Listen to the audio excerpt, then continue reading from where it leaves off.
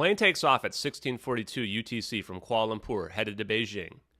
At 1719 UTC, the pilot says, "Good night, Malaysian Airlines Flight 370. Around 1721 UTC, a lithium ion battery fire explosion occurs and is seen by Mike McKay on an oil rig 300 miles away. Less than 20 seconds into his flight path explainer, we've already arrived at our first instance of rank speculation: the lithium ion battery fire. One of many uncomfortable, inescapable hard truths of Malaysia Airlines Flight 370 is that there is zero evidence of a lithium ion battery fire ever occurring on board MH370. There were live animals in the cargo hold as well.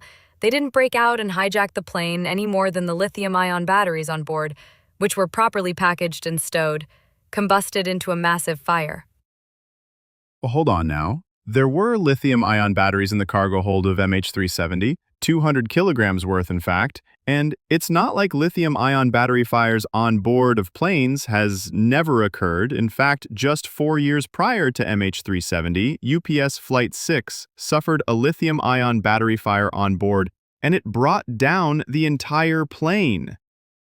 That's true, and I'm glad you brought up UPS Flight 6 because it only serves to demonstrate just how implausible, absurd even, the idea of a lithium-ion battery fire on board MH370 really is.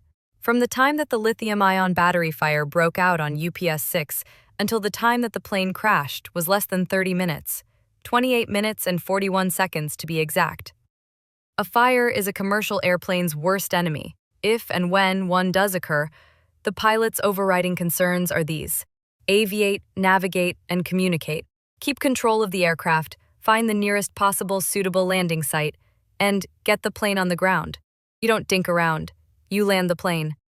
Okay, that's fair, but how do we know that wasn't what the pilots were trying to do? How can we know that a fire wasn't the reason for MH370 turning around? Well, for starters, MH370 could have landed at least 6 different airports within 500 kilometers of their turnback at Igari. Plus, there were at least another 3 on top of those that maybe could have handled a 777 airplane in a pinch. My point is, MH370's flight path certainly didn't bear any resemblance to any aircraft that suffered a catastrophic emergency. Yeah, okay, I mean, it's not exactly easy to argue with that, but what about this Mike McKay guy?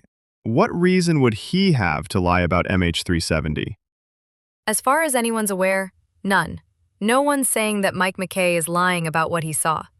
What I am saying, however, is that whatever it was that Mike McKay did see, it definitely wasn't MH370. Wait, how can you be so sure? It's not like you were working on that oil rig that night. You know, you're right. I wasn't on the oil rig that Mike McKay was on that night, or ever, in fact. I'm O for oil rigs in my life. But let's take a look at that oil rig, or at least exactly where that oil rig is located, shall we? If we want to see exactly where Mike McKay was on his oil rig on the night he saw something in the sky, we can't use the map Ashton uses for his flight explainer video. Here's why.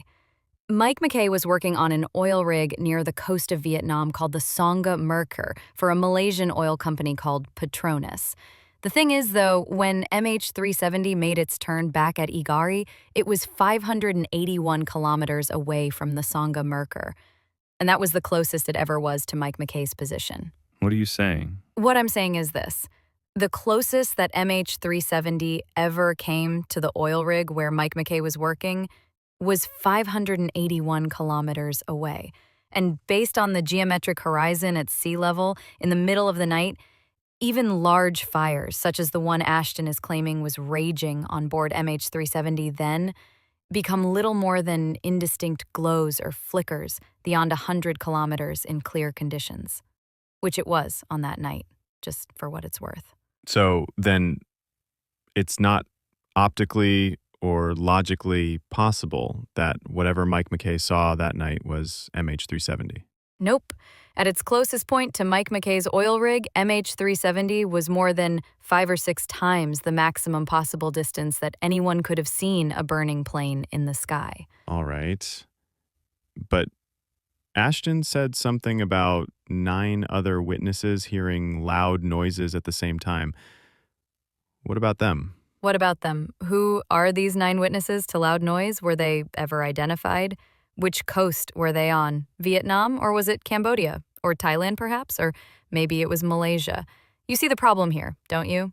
If anything worth noticing was going on in or around that area, why would it be magically limited to less than a dozen people on the coast? Well, that doesn't necessarily mean that no one else did. You mean like the thousands and thousands of fishing boats in the South China Sea, one of the most heavily fished bodies of water on the planet? Yeah, they're the key, if you ask me. With so many fishermen in the perfect position to see a Boeing 777 aglow in fire in the night sky, and none of them reported seeing anything, ever? Not a single one? Fishermen. Yeah. I hadn't really considered that. And here's another glaring problem. If we assume, for the sake of argument, that Mike McKay really did see MH370 burning in the sky, then his sighting means that anyone else within a 581-kilometer radius of Igari would have been able to see the plane on fire in the sky. Now here's the problem. That radius doesn't just cover open ocean. It covers a massive swath of Southeast Asia, including Ho Chi Minh City, Phnom Penh, Bangkok, Pattaya, Penang, Langkawi, Kota Bharu, Kuala Lumpur, and dozens of smaller towns and islands. That's millions of people under that sky, within our 581-kilometer radius. Cities, airports, military installations, fishing fleets, cargo ships, air traffic control zones, and yet, not a single credible eyewitness sighting of a fireball in the sky. Not one confirmed radar return. No cell phone videos, no military response, no air traffic controllers raising alarm, not even a rumor that held up for more than a day. Nothing. If MH370 really was visible and on fire within that 581-kilometer zone, we would expect hundreds, if not thousands, of independent reports. Instead, we have just 2. One from an oil rig worker far out at sea, and another, a sailor on the other side of Malaysia's coast, who we'll get to in just a bit. And that's the point. Statistical probability becomes statistical impossibility when no one else sees what millions of others could have. Either Mike McKay misidentified what he saw, or MH370 wasn't in that radius at all. He sees fire for 5 to 10 seconds. 9 witnesses along the coast hear loud noises at the same time. The plane goes dark. Hey folks, just a brief pause here to give a shout out to one of today's sponsors, Lockheed Martin. Lockheed is proud to partner with the United States Air Force, the Sierra Nevada Corporation, and Aethertech LLC to provide 24th century warfighting and surveillance capabilities anywhere around the globe at a moment's notice, right here in the 21st century. Need a 777? Cruising at more than 500 miles per hour, zapped out of the night sky by magic plasma orbs that enter the battle space from beneath the ocean's surface? We get it. Boring and conventional weapon systems just won't give you that same plasma orb tingle. Lockheed Martin understands the complexities of fighting civilian airliners from allied countries, near and far, and the Sierra Nevada Corporation understands JSOC's need to record their illegal, covert atrocities in real time using cutting-edge camera systems that look 20th century nothing like any other military surveillance system in the world. Gorgon Stare's UI was designed in Adobe After Effects using the Video Copilot Jetstrike pack for exactly these needs, and we will continue to develop 20th century-looking technology for our 21st century warfighters with the sort of pride and innovation that has become SNC's hallmark. Lockheed Martin, the Sierra Nevada Corporation, and Aethertech LLC are proud to support this fine video, which we now return you to. In the case of a fire, the first response is to pull the main buses and restore the circuits one by one until you've isolated the bad one. If they pulled the buses, the plane would go silent. No, ashy baby. In the event of a fire, the first response is not to pull the main buses and restore the circuits one by one until you've isolated the bad one. That's what you do when there's an electrical fire on board. But if MH370 was battling a lithium ion battery fire, like you have posited with zero evidence, then you would not be pulling buses.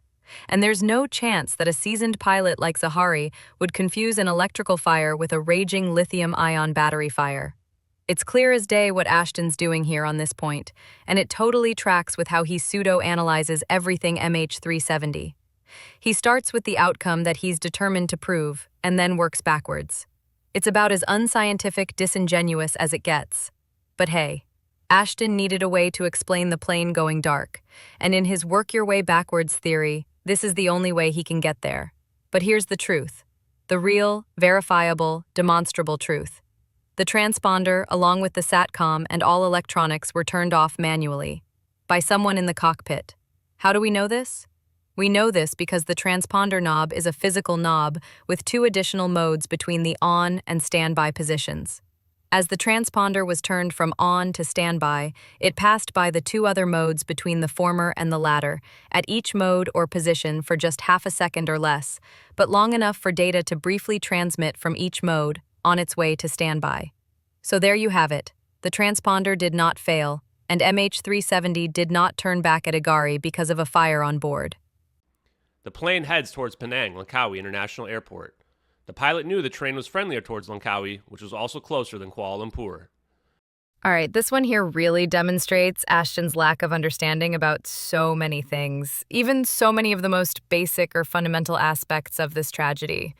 He nevertheless continues to speak about them as though he's some grand expert, when just about anyone else would be mortified that they were going around speaking on things as some authority figure, yet can't be bothered to get the basics of it down. Here's another one of those verifiable and incontrovertible facts.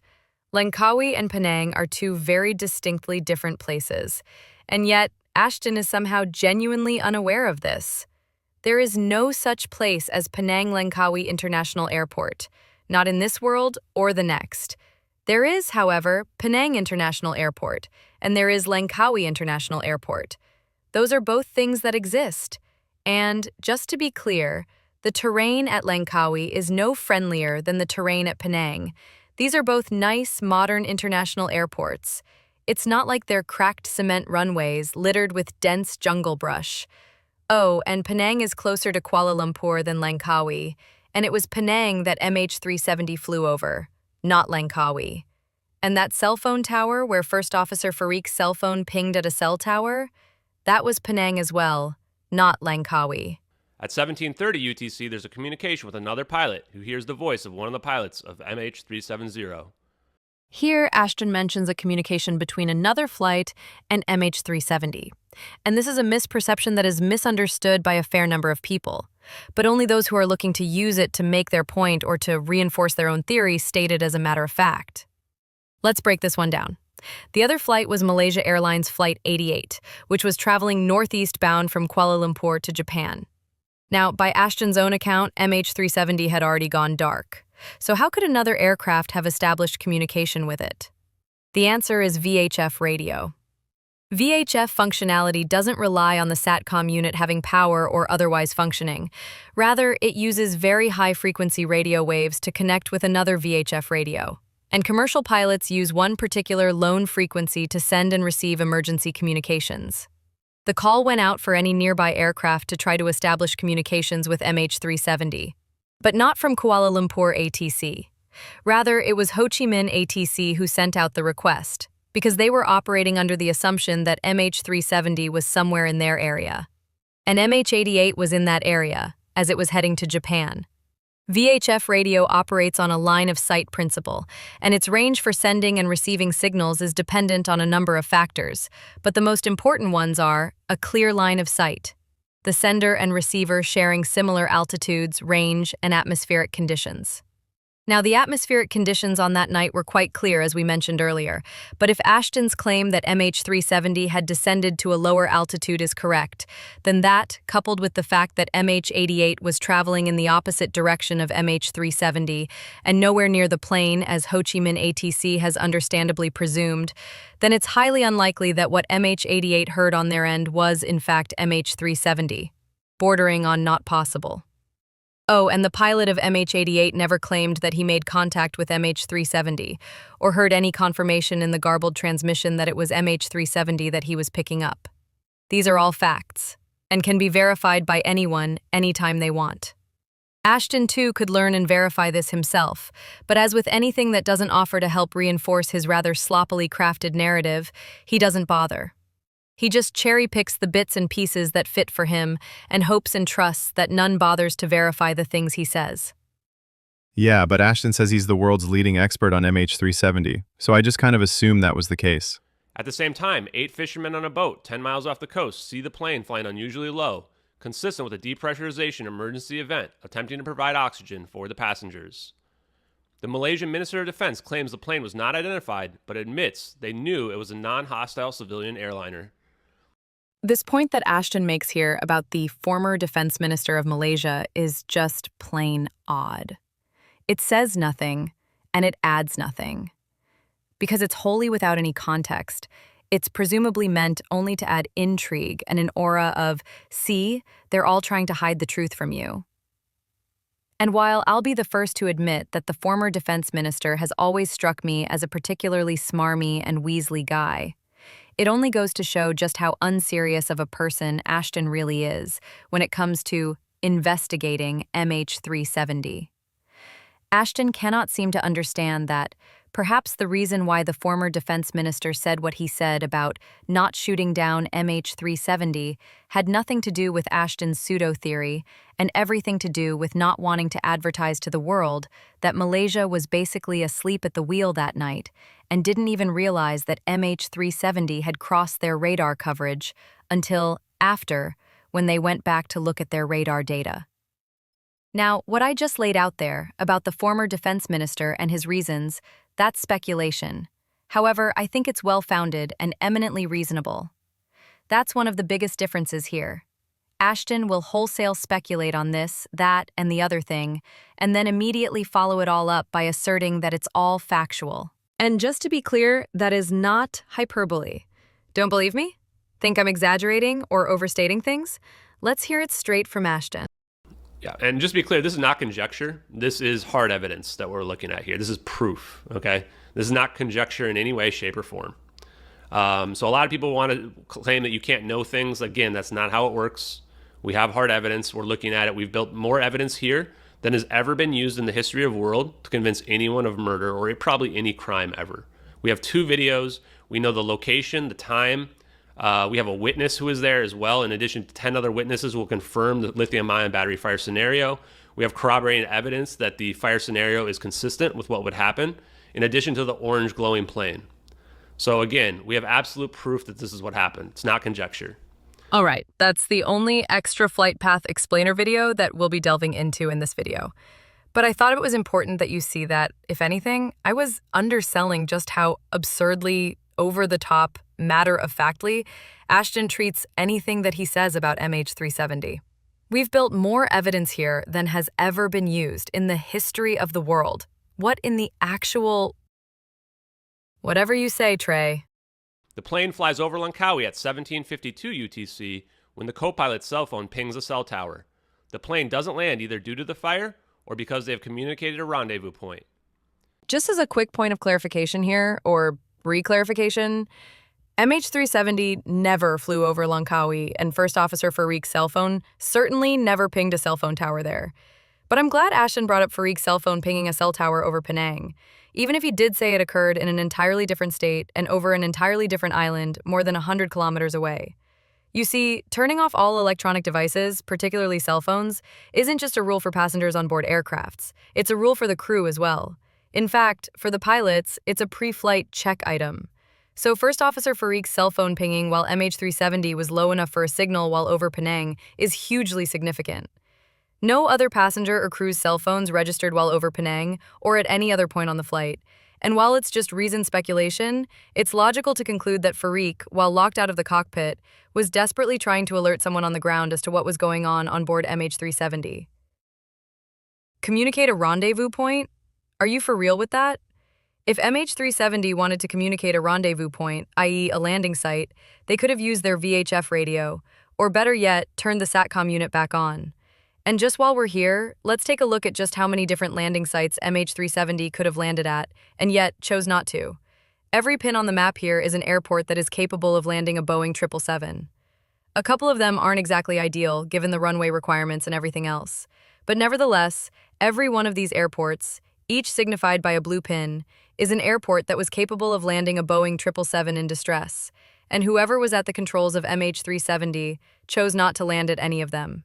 Again, if MH370 had been battling a raging lithium-ion battery fire, they would have made a beeline to the very first and nearest airport where they could get the plane safely on the ground. But that's not what happened. This is the type of mental gymnastics that one has to do in order to make Ashton's flight path explainer even begin to seem credible, and with each leap of faith, a corresponding amount of logic and credibility is abandoned. But that's what's required of you in order to make the unworkable work. The plane continues to the Nicobar Islands until around 1840 UTC, when a witness, Kate T., sees a glowing orange plane with dark smoke coming out of it. This is consistent with the crew battling the lithium battery fire with Halon fire suppression devices, releasing bromine, a halogen gas. Hold up, Ashton said that there was a witness, someone on a boat named Kate T. What's the story there? Please tell me this isn't just some unverified set of initials. Initials? Oh, I see. No, this witness account is not from just some set of initials. The person is Kate T., which is short for her full name, Catherine T. So who is she? What's her story? Let's dig into it because, as you might imagine, Catherine T's story is anything but the one Ashton just told. And remember, as with everything else in this video, all of this can be researched and independently verified by the person who matters the most here, you, the audience. On the night Malaysia Airlines flight MH370 vanished, sailor Catherine T. was at sea with her husband, navigating their yacht through the Malacca Strait, near the coast of Malaysia. They were alone. Well, they had their dog with them, making their way westward toward Phuket, and Catherine was alone at the helm on night watch when she noticed something strange in the night sky. I saw something that looked like a plane on fire. That's what I thought it was. Then I thought I must be mad. It caught my attention because I had never seen a plane with orange lights before, so I wondered what they were, she said. I could see the outline of the plane. It looked longer than planes usually do. There was what appeared to be black smoke streaming from behind it. T also reported seeing two other nearby planes, and she assumed those aircraft would have reported any distressed jet. There were two other planes passing well above it, moving the other way, at that time. They had normal navigation lights. I remember thinking that if it was a plane on fire that I was seeing, the other aircraft would report it, she said. And then, I wondered again why it had such bright orange lights. They reminded me of sodium lights. I thought it could be some anomaly or just a meteor. It was approaching to cross behind our stern from the north. When I checked again later, it had moved across the stern and was moving away to the south. T and her husband arrived in Phuket on March 10th, and only then did she begin to realize the significance of what she might have seen. T was slow to report the sighting. It wasn't until 10 weeks later that she did report it, because her memory is fuzzy about the exact time it happened. I wasn't sure of the date or time of the sighting. I am still not, T said. Most of all, I wasn't sure of what I saw. Now let's be very clear about something here. There is a big and very real difference between calling someone not credible and determining whether something that someone saw is credible. No one is saying that Catherine T lied about what she saw. There's no reason to believe that she would have any motive to do so. But there's quite a bit of reason to seriously question whether what she saw that night was MH370 on fire. And do you know who else thinks so? Catherine T. She has consistently said herself that she wasn't and isn't sure of what she saw. She isn't even sure of exactly what time it was when she thought she saw something. Couple that with the fact that none of the other boats in the area, or the other planes that she said she saw flying above whatever it was that she saw, reported seeing anything. Oh, and just a quick point about the whole glowing orange plane with dark smoke trailing from it thing, and how that lines up with a lithium-ion battery fire being fought by the crew using halon extinguishers, supposedly releasing visible bromine gas. I mean, what are we even doing here? That's not how halon works, and that's definitely not how bromine behaves. Halon gas is colorless, odorless, and invisible when discharged. The bromine atoms involved are chemically bonded in the fire suppression agent and aren't released in any way that would be glowing, smoky, or otherwise even visible. Halon doesn't create plumes of smoke, and it doesn't leave behind any chemtrails or contrails, and, for the love of God, it certainly doesn't make a plane appear to glow orange in the sky. If we can agree on nothing else throughout this entire video, we must be able to agree on this. Bromine does not turn 777's neon orange. And here's the thing about halon gas. It's great for most fire suppression scenarios. Electrical panel shorts, fuel vapor ignition, halon will smother those out real quick. But a lithium-ion battery fire? That's a whole different beast. Once thermal runaway starts, that battery becomes its own flamethrower, generating intense heat, releasing flammable gases, and producing its own oxygen supply. Halon can knock down visible flames, but it can't stop that chain reaction. The fire is burning from the inside out, and the only real way to stop it is with serious cooling, usually water. Lots of water. If a lithium-ion battery fire big enough to produce visible trailing smoke had broken out on MH370, the plane wouldn't have kept flying for long. Just look at past incidents. UPS Flight 6, Asiana 991, Swissair 111, all were tragically lost within 20 to 30 minutes of smoke detection. In some cases, far less. So no, the idea that a raging lithium fire erupted, the crew calmly deployed halon, and then the plane cruised on for another hour, passing up landing site after landing site is pure fantasy. It's not just unlikely, it's physically impossible. The aircraft would have been overwhelmed, systems would have failed, and MH370 would have gone down in flames within minutes, not hours. Soon after, the videos begin. They show smoke coming out of the back of the plane consistent with the fire. Ashton claims that what we're seeing here is smoke trailing from the back of the aircraft during an emergency descent. But once again, he's just making it up as he goes. On a Boeing 777, smoke from an onboard fire wouldn't pour from the rear like that. It would exit primarily through the outflow valve, a pressure-regulated vent located on the underside of the fuselage near the aft belly of the plane. Not the tail, not the engines. And even then, only if the aircraft was still pressurized and smoke had filled the cabin or lower compartments. That's the time when the pilot in command would depressurize the aircraft. And there is zero evidence of that happening here. What you're actually looking at is a botched attempt by the person who hoaxed the videos to simulate contrails. Those blurry engine heat distortions you sometimes see in infrared footage. Problem is, they didn't understand that these trails wouldn't show up in a so-called thermal camera if it were real. And since Ashton wasn't aware of this fact, which it is, by the way, until after he had gone all in on these fake videos being real. So he was kinda stuck. He didn't have a choice but to explain away these sprite trails as smoke. Otherwise, the videos would make even less sense than they already do. However, you can clearly see that in both videos, that the hoaxer created two sprite trails, and they're mapped to each engine. Because while he or she may not have taken the time to understand the physics of thermal imagery, they did take the time to watch the Video Copilot sprite tutorial video on YouTube, which coincidentally was released just a couple months before the first video surfaced. And I'd venture a guess that they also watched the Jet Strike Pack tutorial as well, which was also published around the same time. Bottom line, what you're seeing in these videos isn't smoke any more than the plane you're seeing is anything other than a 3D model of a Boeing 777, which is included in the Video Copilot Jet Strike Pack, along with the exact same Reaper drone that we see in the thermal hoax video. It's just another badly faked visual, added to make the video look dramatic. And Ashton, as always, fell for it. The plane is descending in the videos consistent with an intercepted, Chinese-only reported communication that claims the plane was attempting an emergency landing and disintegrating. The plane's altitude is low in the videos, as proven by the cumulus clouds that only form between 1,000 and 5,000 feet, also consistent with the witness's sighting. Here at the end, Ashton tries to sneak in another one of his favorites, cumulus clouds. He says that the aircraft must be at a low altitude in the videos because of the presence of cumulus clouds. But once again, he's just stringing together surface-level observations without understanding what he's looking at. Yes, cumulus clouds typically form between 2,000 and 6,000 feet, but that's from the ground looking up. From the perspective of an aircraft flying at cruise altitude, you can easily look down on scattered cumulus cloud layers far below. So the idea that seeing clouds in a video means the plane must be flying low is nonsense. Airliners at 35,000 feet regularly fly over cumulus clouds.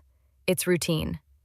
If you've ever taken a window seat on a commercial flight, even just flying from LA to Vegas, you've probably looked out the window and seen those big, puffy cumulus clouds far below you. You're at 30,000 plus feet, and those clouds look like little cotton balls way down near the ground. That's exactly what we're seeing in the video, a perspective from above, not flying through them. On top of that, these clouds appear to be static imagery, not dynamic, volumetric clouds captured in real time. So any attempt to extract altitude data from them is ridiculous to begin with. Ashton is trying to reverse engineer flight level estimates from what amounts to a photographic backdrop, not atmospheric telemetry. So no, you can't determine altitude from a few cloud tops in a manipulated, low-resolution video. But Ashton will keep pretending you can. Now, the so-called Chinese-only intercept, as it's come to be known as, it's just a giant nothing burger, as we'll see here. It was never substantiated, never confirmed by investigators, and only ever appeared briefly in a single Chinese news outlet. It's no different than when Don Lemon, live on CNN, wondered aloud whether MH370 might have been swallowed by a black hole. Was that serious reporting? Of course not. It was desperation, filling airtime during a global mystery with whatever might keep the audience watching. And yet no one in their right mind would cite CNN as proof that MH370 fell into a black hole. So why are we pretending that one throwaway claim from Chinese state media, a claim never backed up with evidence, should be taken any more seriously? Now, this video is meant as a rebuttal, a correction, to Ashton's flight explainer video. So we're not going to get into all of the many reasons why both the thermal video and satellite videos are definitively hoaxes. The sheer amount of discrepancies, errors, and positively identified stock assets used are sufficient enough for its own video, which has been done, by the way. Crishley, Baker's Tuts, and the Sneezing Monkey are a few that I would particularly recommend.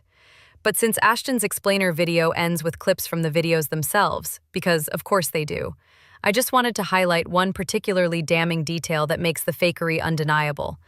Reticles are part of the thermal imaging system's user interface. They're not part of the real-world scene.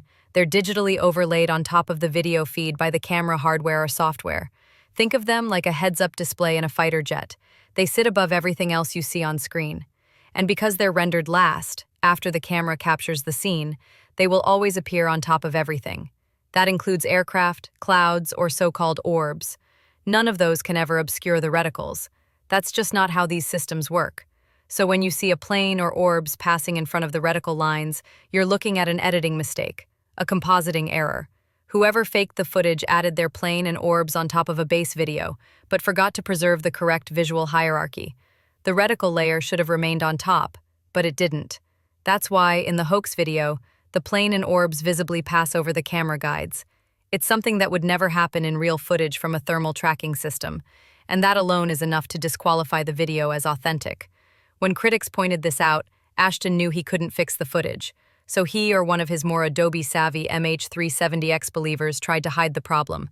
They boosted the blue tones, they dialed down the contrast around the reticles, they tried to make the guides almost invisible so that the error is imperceptible to the casual viewer, but the error is still there, and it's fatal. If the plane or the orbs ever obscure the reticle, even once, the video is fake.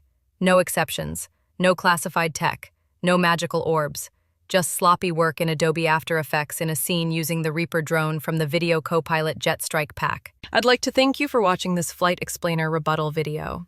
A lot more time and effort went into this than I originally planned, but that's because I wanted to make sure you were given the truth, and nothing but the truth. And in the few places where I offered any speculation, I was careful to clearly label it as such, because you deserve to know what is my opinion and what are simply facts. The tragedy of MH370 is one that's deeply personal to many people, whether because they lost loved ones on board or because they're part of the aviation community that believes solving this mystery is absolutely critical. First and foremost, the families of the victims deserve closure, the kind they should have had from the very beginning. But beyond that, The flying public deserves to know that steps are being taken to ensure something like this can never happen again. Because until this tragedy is fully understood and the wreckage found, air travel is, however nominally we might think, less safe than it will be once we've solved this mystery. In the wake of every aviation disaster, there's at least one silver lining. New policies or safety measures are put in place to prevent the same thing from happening again. In the case of MH370, one such change came in the form of a policy, first adopted by Malaysia Airlines, not so coincidentally, requiring that there always be 2 people in the cockpit. If one pilot needs to step out, another crew member must step in. No more single-occupant cockpits. That policy was instituted immediately following MH370's disappearance. You can decide for yourself what that says. In the end, this rebuttal was made as a correction, to clarify errors and challenge distortions, whether accidental or intentional, so that you can make up your own mind about what really happened to MH370, because this story is so much more than just a mystery. It's a massive, heartbreaking tragedy in which 239 people left on a flight for Beijing and haven't been heard from since. Every single one of them matters, and every single one of them left behind friends and families who will never be whole again. Shame on those who use their deaths as a vehicle for clout and money.